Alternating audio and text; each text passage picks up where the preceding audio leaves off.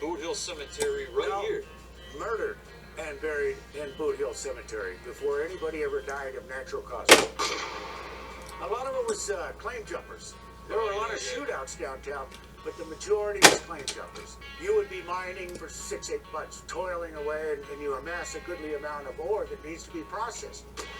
I bushwhack it. You're dead, you go down the mine, I own the mine. Where there's murder, where there's bloodshed, where there's bushwhacking, there's hauntings. Oh, there are some very active spirits that are full of unrest. They roam around here regularly. We first discovered Pioch after Nick found a disturbing post on a travel website. The post told the story of a Navy SEAL who was attacked while swimming in the Overland. This apparitional figure, he said it was a dark, solid figure, attacked him, suffocated him when he couldn't get up. He was fighting, screaming. This happened. This is a Navy SEAL guy. No bull. This occurred. What is the room number of this Navy SEAL that was attacked? Room 10. Before we move our investigation to the Overland Hotel, Jim shows us the $1 million courthouse, which got its name when a rancid stew of bribes, graft, and debt drove the price of construction into the stratosphere. The body count wasn't far behind. This is the courtroom itself. Holy cow. And we have a trial going on here. Wow. This is a little creepy. Weary.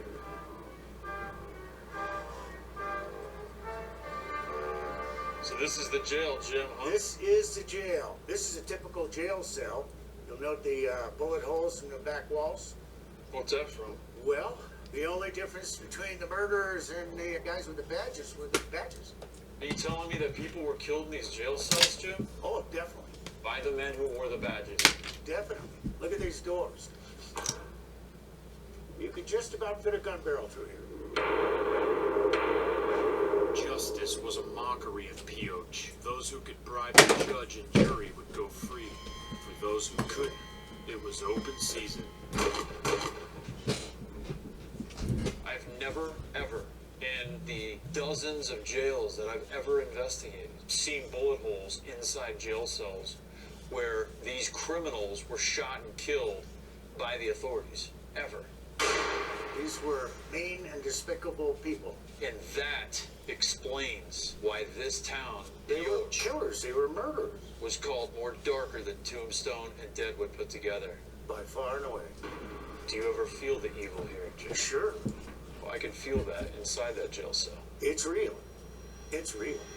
Pioch is a town built on death, so it's no surprise that there's a spirit here with the power to terrify a Navy SEAL. With no other leads, we head to the Overland to see if we can find someone who can validate this attack. Let's just go in and start asking people. I don't give a Let's do it. If they don't want to be on camera, they can move. How you doing? You know we're here investigating the ghost spirit. I know you're working right now. This guy's awesome.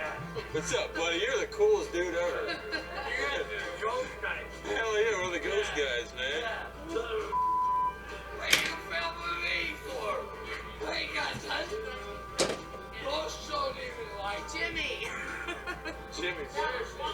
You know what? what? Be careful. Because there is people here that have ghosts. There's people here that have ghosts. Yes. There's still a ghost right over here. Okay. Bam. Overland employee Stephanie Haluzak tells me she spoke to the Navy SEAL immediately after the attack, so we try to put some distance between us and Jimmy. I'll take you down Okay, here. let's go, guys. Let's go. I was upstairs in the laundry room, getting ready to clean, and he comes flying around the corner. He's like, "You'll never guess. I felt like I was being held down in my bed and couldn't get up, and that there was something on top of him that he couldn't move." This guy was a Navy SEAL, okay? These are tough guys. Right. Among the most toughest of mankind. Did this guy have a look of fear in his eyes? Absolutely. You had to believe him just by his reaction. He was freaked out. And this was room 10. I'm hearing a lot of things, and so is Nick, about these rooms upstairs are insanely haunted. Yeah, they are. Okay. They are.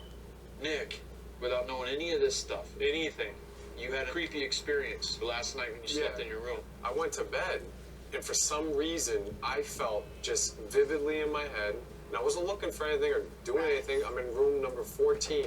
I had no clue it was next to room number 10. I started hearing all this kind of like racket, like stuff moving around, like really heavy. I felt like there was a guy in my room that was just lurking, like in the corners, just watching me. And I was it made me nervous the whole time. There is definitely an aggressive presence in the Overland Hotel. We want to dig deeper to find out if there's anything in the hotel's history that might have left such a malevolent spirit in its wake. It doesn't take long. In 1964, the owner of the Overland was bludgeoned to death inside the hotel.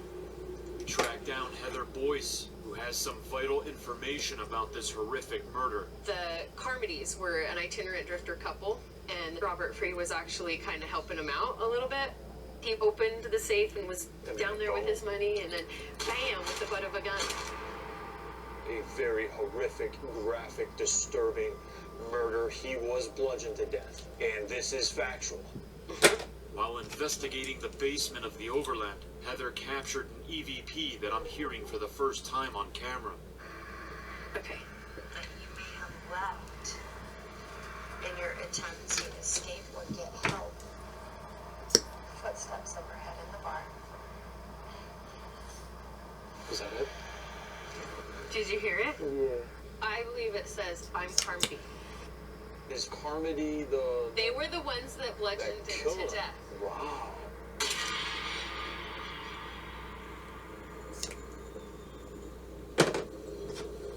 Listen to it again.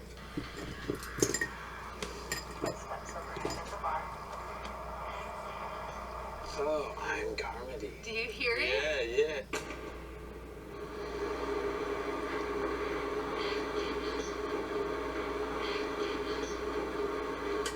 How many times have you been in that basement? Twice.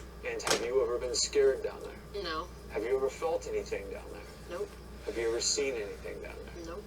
Just this EVP? Just this EVP. You seem very, very credible and very strict in your investigation. I'm a skeptical believer. Yeah, because you're very, very...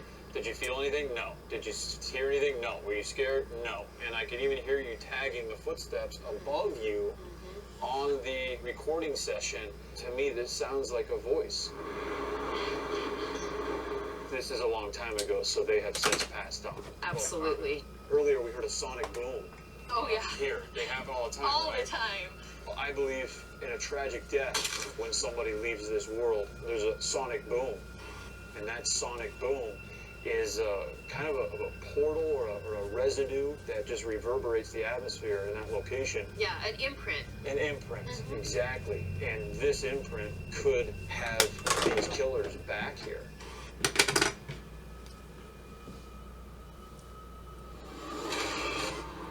You hate us being in here? Are you one of the 72 bodies that was murdered? You murdered in this cell? Can you do something to make us notice you?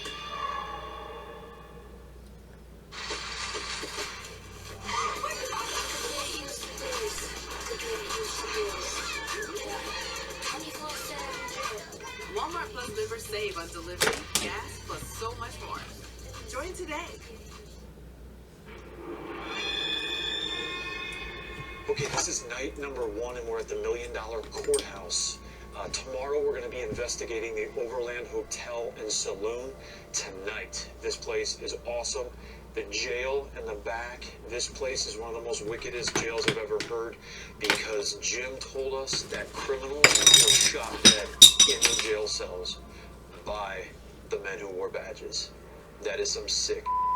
Never heard of that before. So with that wicked energy comes a chance for some wicked spirits. There's something else that we're gonna do. Bill, our audiovisual tech, is standing right next to me. Notice we're missing somebody. Nick. He is inside of one of 3 jail cells right now. There's 2 other empty jail cells. Aaron and myself, Aaron who's operating the camera, are going to go sit in those jail cells with Nick. We told Nick to stay there because we have a camera set up on him and a wired microphone in there to capture EVPs, and he can't move because he's going to mess the placement up.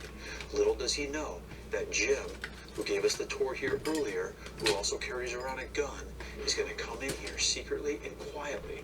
And because these criminals were shot dead in their jail cells, we're going to have Jim Nick Milley fire that loud-ass gun in that jail cell and see Nick's reaction and see that unexpected fear if it triggers these spirits. I feel bad. I just hope we don't give him a heart attack. While we're in the jail, which is in the back of the courthouse, I want you to take that brand new full spectrum still camera and take 200 photos of this courthouse. Okay. While we're back there doing that experiment. Okay.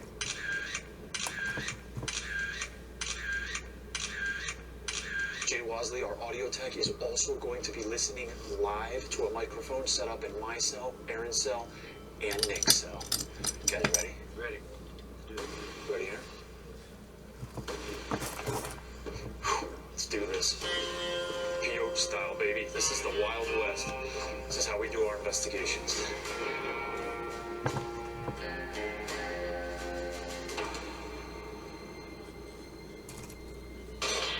Okay, right now, Aaron and Nick are in their jail cells. The doors are both locked. They shut all the way. I didn't mean to pick the one where the door doesn't shut all the way, but I guess that I'm just going to have to take that one. Is there anybody in here who wants to talk to us? Is there anyone in here with me? You murdered in this cell? I want you to come out. I want you to show yourself. I heard how bad this town was. You were shot right in this jail cell, weren't you? If you're here, I want you to make a very loud noise. I want you to tell us exactly what you did to get shot here. Are you one of the 72 bodies that was murdered? Murdered by a man who wore a badge by some corrupt sheriff? You're rough and tough like they say you are. Can you do something to make us notice you? You hate us being in here? I want you to tell us exactly what you did and exactly what made you get locked up in this jail cell and see how wide you think that you're such a badass. What the f*** is that? We sit in our cells for the next several minutes, waiting to see if Nick's fear response triggers any spiritual activity. Then we end the experiment and reveal its true purpose to Nick. When those gunshots went off, holy I felt that intensity. A preliminary check of our equipment reveals no evidence